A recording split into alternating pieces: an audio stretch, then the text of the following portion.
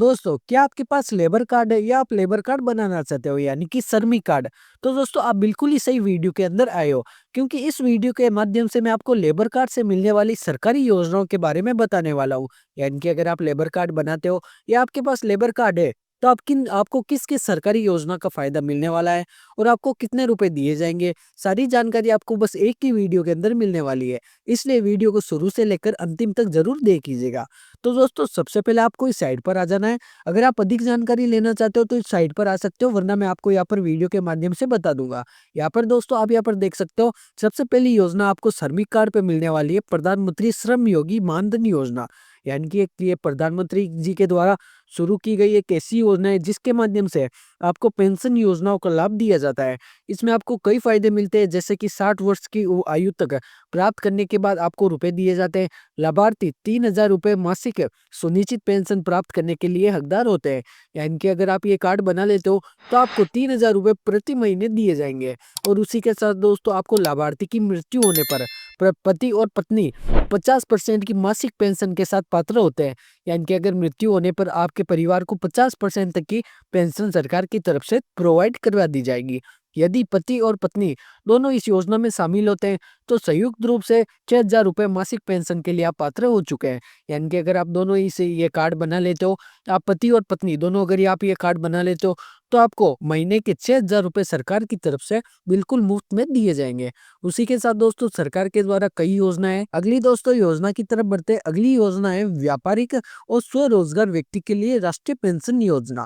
यानी कि वो जो मैंने आपको पहले पेंशन योजना बताई थी, वो गरीबों के लिए है। अब आई है पेंशन ये व्यापारियों के लिए है। यानी कि इस योजना के तहत आपको लाभार्थी 60 वर्ष तक की आयु, यानी कि आपकी 60 वर्ष तक की आयु तक आपको 6,000 रुपए की मासिक पेंशन सरकार की तरफ से देने वाली है।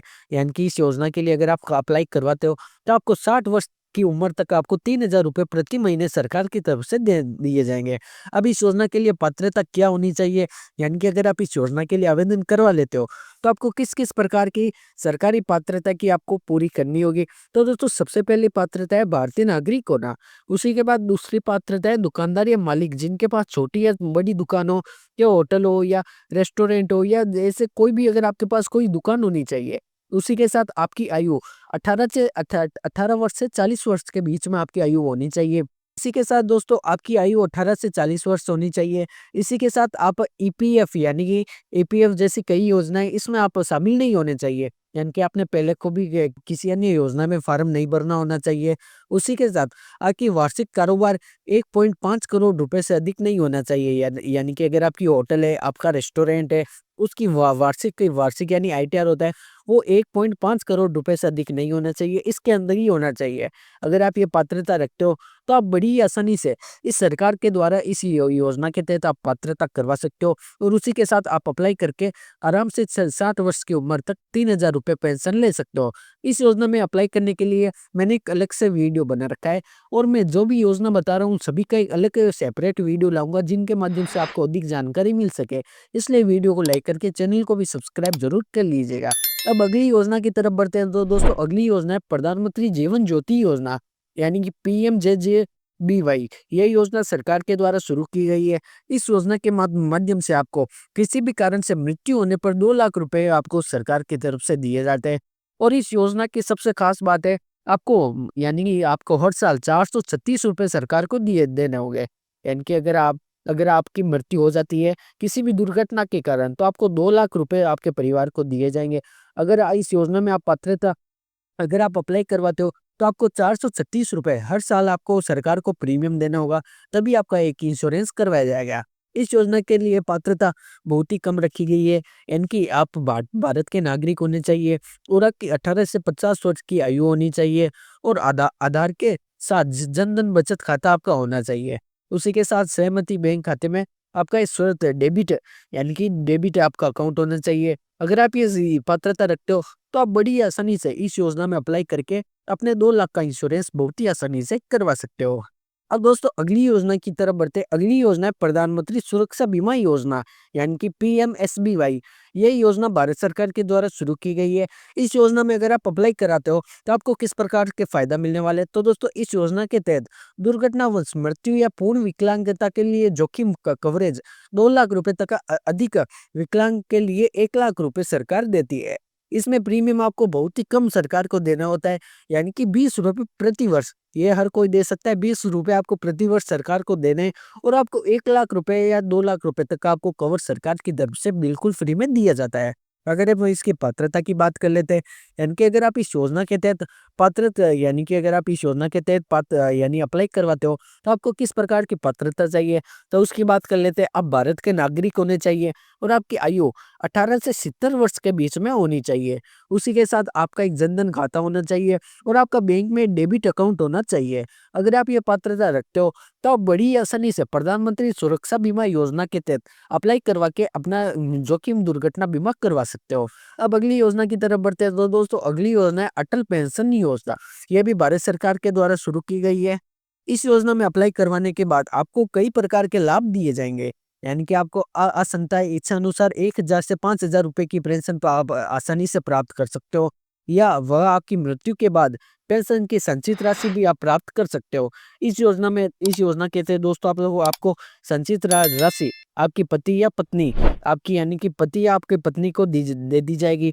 यदि पति या पत्नी की भी मृत्यु हो जाती है तो नामित व्यक्तियों को दी जाएगी, यानी कि जिन जिन व्यक्तियों का आप नाम लिखाओगे तो उन व्यक्तियों को दे दी जाएगी। अब इस योजना के तहत हम पात्रता की बात कर लेते हैं, यानी कि अगर इस योजना के तहत आप अप्लाई करवाते हो तो आपको किस प्रकार की सरकारी पात्रता आपको होना जरूरी है। तो सबसे पहली पात्रता है भारत के नागरिक होने चाहिए और उसी के साथ आपकी आयु 18 से 40 वर्ष के बीच होनी चाहिए और आपके बैंक खाते को आधार कार्ड से लिंक करना बहुत ही जरूरी है। अगर आप ये पात्रता रखते हो तो आप अटल पेंशन योजना के तहत ई मित्र या सीएससी सेंटर पर जाकर अपना फॉर्म भरवा सकते हो। अब दोस्तों अगली योजना की तरफ बढ़ते हैं, यानी कि अगली योजना है सार्वजनिक वितरण प्रणाली योजना। इस योजना के तहत गरीबी रेखा से ऊपर जीवन व्यापन करने वाले परिवार को हर महीने 35 किलो चावल या गेहूं मिलता है, जबकि इस गरीबी रेखा से ऊपर परिवार जीवन यापन करने वाले परिवार को हर महीना 15 किलो खाद्यान्न मिलता है। इसे ONORC के रूप में यानी ORNORC के रूप में बताया जाता है, ताकि प्रवासी श्रमिकों को जहाँ भी ये काम कर रहे हैं उनको पूरा खाद्यान्न की प्राप्त हो सके। उसी के साथ दोस्तों इस योजना के तहत अगर आप अप्लाई करवाते हो तो आपकी पात्रता होनी चाहिए, आप भारत के निवासी होने चाहिए, आपकी गरीबी रेखा से ऊपर आपका परिवार की आय होनी चाहिए और आपकी कोई भी परिवार यानी कि परिवार जिसमें 15 से 59 वर्ष की आयु है उसके बीच कोई भी सदस्य नहीं होना चाहिए और आपकी गरीबी रेखा से नीचे सभी परिवार पात्र होने चाहिए। उसी के साथ कोई भी परिवार जिसने जिसमें कोई दिव्यांग सदस्य है वह प्रधानमंत्री आवास ग्रामीण योजना के तहत लाभ प्राप्त करने के लिए पात्र है। तो उसी के साथ जिनके पास स्थायी नौकरी नहीं है, जो केवल अस्थायी मजदूर है, वही इस योजना के तहत अपना अप्लाई करवा सकते हैं। अब अगली योजना की तरफ बढ़ते हैं। अगली योजना है प्रधानमंत्री आवास योजना ग्रामीण। ये दोस्तों योजना है। इस योजना के तहत मैदानी क्षेत्रों में लाभार्थियों को 1,20,000 रुपए तक का, पहाड़ी क्षेत्रों में 1,30,000 रुपए तक की सहायता प्रदान की जाती है ताकि वे अपना आवास बना सके। इस योजना में पात्र करने के लिए आपकी पात्रता भारतीय निवासी आप होने चाहिए।